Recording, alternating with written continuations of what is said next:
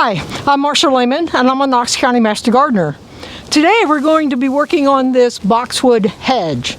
We are not going to do the whole hedge because that would take a while. So we're going to pick one or two of the specimens out of what I counted as 8 specimens in this hedge. These are, I don't know, 35, 40 years old. They've been sheared a lot, which is common with boxwoods. And one of the issues that we have is that the general shape is kind of wide at the top and narrow at the bottom, when what we want in a hedge is just the opposite, narrow at the top and wide at the bottom. And the reason for that is so that the bottom gets sunlight. So this is about 5 feet tall. In talking with a homeowner, we don't want to take a whole lot of height off because we will show you shortly that there's a little patio behind here, and they like it as a privacy screen so that people driving by can't see them. So we're going to work on one or two specimens in this hedge. Now, there's also a handout to go with this. We shot a pruning video in 2021, but that was a routine pruning of a boxwood. This is more of a renovation pruning. So my point here is that you can get away with shearing boxwoods for a couple of years, but at least every 4th year or so, you really should come in with your hand pruners and your loppers, and maybe a folding saw, and thin out the middle. So you can look at the handout anytime you want. Let me set that down. I want to show you what we're going to be doing. Boxwoods are not wimpy plants, so you can manhandle them. So we will be pulling them apart, and if we can zoom in here, you can see that there's a lot of brown stuff here in the middle, and that's because it doesn't get sunlight. So part of what we will be doing is pulling this apart, thinning out some of this stuff in the middle, and in a moment we'll give you a closer shot. The good news is that we actually found some green stuff growing in the middle.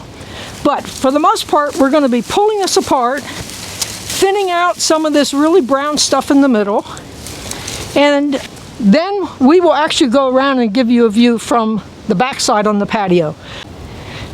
I've crawled into the plant here just to show you, here against my blue and orange glove, that we actually have some nice green growth on this main stem. So if we can open this up a bit and give this more sunlight, this will grow and start to fill in. So this is actually a very positive sign for these older shrubs to have this nice young green growth on a main stem. We've come around to the patio side, and you noticed when I was standing on the front side, the street side, that the shrubs were as tall as me, which is a little over 5 feet. Here, the shrubs look much shorter, but it's because there's a rather sizable step down to where these are growing. The patio is up. Now, the issue here is a classic. We've got clearly some brown stuff. This is dead. It's not going to put on new green growth. So again, when you look at the handout, what you see is the first thing we are going to do is to remove what we call the 4 Ds. Dead, that's this stuff. Damaged, it got broken by snow or wind. Diseased, I didn't see any disease on the boxwood. But if you've got younger plants, you should be on the lookout for boxwood blight. And then the 4th D is dysfunctional, and that would be the branch that sticks out and hits you in the face every time you walk by, or when you're trying to mow nearby, or when you're trying to work in the flower bed that's in front of this hedgerow. So dead, diseased, damaged, dysfunctional. We take those out first. Then we come back inside and we look for where this is what I call hairy growth. There's just a whole bunch of growth from having been sheared. And then we will do some thinning. And we'll be doing all that with hand pruners, little hand pruners, maybe a lopper, but we're not going to shear anything today. The absolute last step would be to maybe take a shear and level out the top. But we've been talking about today really focused on taking the 4 Ds out, doing the thinning, and then maybe in a month come back out and even out the top. So we're going to shut off the camera, get rid of this, and we're going to get to work. So the first thing we're going to do is start to remove some dead. And when I pull this back around, I can make the decision, is this something I can cut with my hand pruner or something that I'm going to need the lopper? And this first one is one that I can make with my hand pruner. There it is. Now, a lot of folks would have started out here and made about 4 cuts till they got back here. But if you follow it to where it connects at a branch point, you take it off there. And then I'm gonna keep working in this general area because this spot has a bit of dead. And so I'm just going to keep snipping away. This particular branch right here is a really good example. I'm looking at, and I come back and I follow it to where it attaches. Now this, yep, and sometimes it breaks in your hand. So you definitely know that's dead. Living stuff bends, dead stuff breaks. So we're coming in here. I can take this back part way, but to go further, I will need the lopper. I'm pretty good on dead wood up to about a 1/2 inch. Then I need the leverage of my loppers. So I'll clean out some of this, which makes space for me to get my loppers in there. That has no green growth on it. And we're just going to work in this area a little bit. So what I'm doing is following a dead branch back to where it connects to a larger branch and taking it off at that connection point. We don't want to leave stubs, because stubs will die back anyway. So let me clean up a little bit of this little stuff, and then I'll get the loppers and go back to a larger connection point. And right here, you know, in front of me is, we've got a bunch of dead stuff. And here's another little thing. This is on the patio side. We can be a little more brutal here. We want to keep it looking nice on the street side for curb appeal, but boxwoods can be pruned pretty hard. And if you're willing to look at them when they're less than perfect for a season or two, they'll grow back beautifully. So on this back side here on the patio, we're probably going to be a little harder than on the front side, on the street side. Okay? And yeah, I'm going to grab my loppers, and now I'm going to go back where the cut needs to be a little bigger than I could make with my hand pruners. We'll get that later. It fell to the ground. But I'm doing the same thing. I'm taking it off at where it connects to a major branch. And my debris is all falling down to the ground. Maybe I can hang on to that one. So there, you know, that's more than a 1/2 inch. So I definitely needed the loppers to take that. So that's what we're going to do. We're just going to go in and take out all the dead stuff. That's step number 1. You don't need to watch me do this for the next half an hour or so. So we're going to stop the camera, we're going to work on it, and then we'll come back and show you the next step. We've been working taking out dead, and we'll show you that pile in a moment. But in the meantime, we found this branch that's easily 1 inch, 1 1/4 in diameter that has a pretty serious wound on it. Not sure if, in fact, what caused it. It could be that there used to be a branch attached here and it broke off at some time and ripped and peeled bark down. It could have been a wound from rubbing with another branch that is now gone.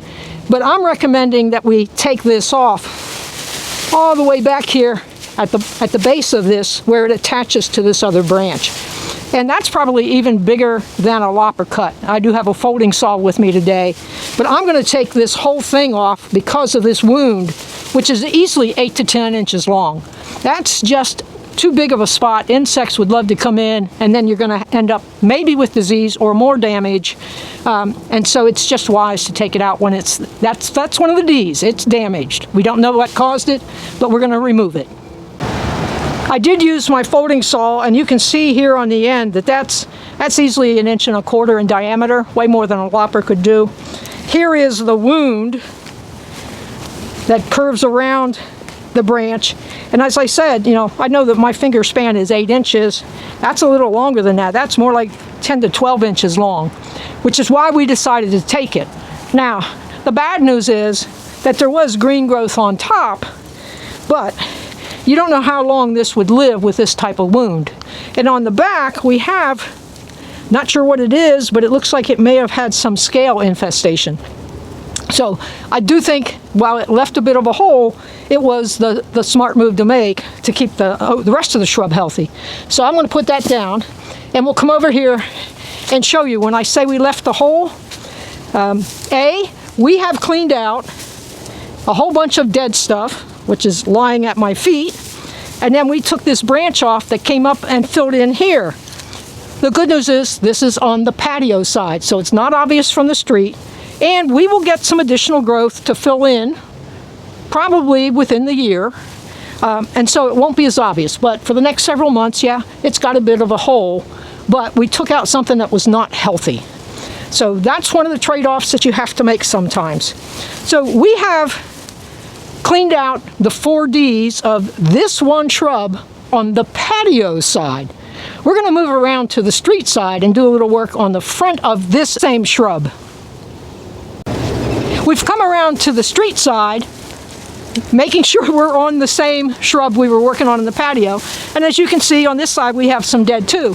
So we're going to work on taking the dead out of this shrub on this side and do the same thing that we did on the patio side. We're going to take out the 4Ds, dead, diseased, damaged, dysfunctional. There's a flower bed in front here, so the dysfunctional isn't going to impact anybody mowing lawn, but it might impact somebody who was trying to get in here and weed these other flowers that are in front of this hedge. So yeah, we're just going to do the same thing that we did on the patio side. And when we finish the 4Ds on this one shrub, we'll show you the pile of dead stuff that we accumulated from both sides. We have now finished taking out all the dead stuff, and this is our pile from one shrub out of 8 in this hedgerow. And you can see, we showed you the one with the wound, a big cut. We found one branch here that was dead all the way back. So, yeah, and if you were close enough, from the street you probably couldn't tell that we've worked on this shrub. But if you got within 5 or 6 feet, you would say, that looks a little thinner than the ones on either side of it. And that's a result of just taking out this dead stuff. Our next step is to actually thin out some of this. And I think we'll work from the street side because we are concerned that we keep it looking pretty because it is on the dogwood trail. So let me get back up and we'll start to work on how we might thin this a little bit without making it look sparse. So where we've been working on this, it is already thinned out just from taking all that dead. And then when we come around here, this may be a good example. If we can zoom in here, we've got a branch that comes up and forks, comes this way, and they're both rather top heavy. So I would come in here and take out a little bit of this. And the question is, which parts do I want to take? Now, you're also noticing that I'm bumping a lot of dead leaves and the like. But we have all this growth that comes up, and then it just keeps branching, and it's a tad thick. So I'm going to focus on where do we possibly have something that might also be rubbing, and it's in the middle. So where my left hand is, I'm going to remove that. Let me pull that back down a bit and remove this here. It's not a big cut, but that one piece now thins out that and lets the rest get a little bit more sunlight. So again, this is the street side. I don't want to take a ton of stuff out of here, but for each one of these clusters, I'll probably come in and snip one. And it'll just thin it out and get a little bit more sunlight in here. So again, we've got a cluster here. I'm going to take one that's kind of on the back side so that it doesn't leave a hole. And when I pull it out, this is what I got. And just taking out that much, but see, I took it out back here rather than if I had snipped this here to get rid of, say, 6 inches of height, what I've left is a bunch of stubs. By taking it off back here, I thinned it out and I left no stubs. So that's what we're going to do to thin out a little bit on the street side, and then we'll probably thin out even more on the back side, the patio side. We're about to wrap here, and I just want to show you from the street side you saw the pile of dead that we took out. We took out a little bit of green. We thinned it just a little bit, which as you're driving down the street, you would not notice. You would have to get within 5 or 6 feet, and then you would realize that this shrub looks a little thinner, not quite as full and filled in as the shrubs on either side. So our pile of green is smaller than the pile of brown. And the general rule is don't take off more than 1/3 of the plant in any pruning. Well, the dead stuff doesn't count in that 1/3. So we are way under the 1/3 pruning. And I mentioned we were going to be a little harder on the pruning on the back side because it's not seen from the street. Not going to show you that. We want to show you what it's going to look like from the street. But the key is you can prune it differently on the front than the back. And with a lot of shrubs, the nice part is there's a nice patio behind here. So the back side of the shrub gets a fair amount of sunlight. A lot of times your boxwoods are up close to the garage or the foundation, and the back side doesn't get sunlight. So the back side almost always looks more scraggly than the front side. And therefore you're going to prune it differently. So that's just a fact of nature. So this is more of a renovation pruning on a boxwood. It can get a trim later in the summer to even out the top or to make it pretty for the Dogwood Arts Festival. But then we'll just continue doing the same thing on the other shrubs. So start with the 4 Ds, dead, diseased, damaged, dysfunctional, and then stand back and assess its shape. We do want it to be wider at the bottom so it gets sunlight at the bottom, and this one is the other way, so that's going to take a year or 2, maybe 3 to fix. We can't fix that in one pruning. The good news is when we got in here and did thinning, we do see some new green growth. So that's good news. If we let a little more sunlight in there, that growth will grow and fill in, and then we can cut it back another 6 inches or so on the top. So that's our renovation pruning of the boxwood. Hope you learned something today, and we thank you for joining us.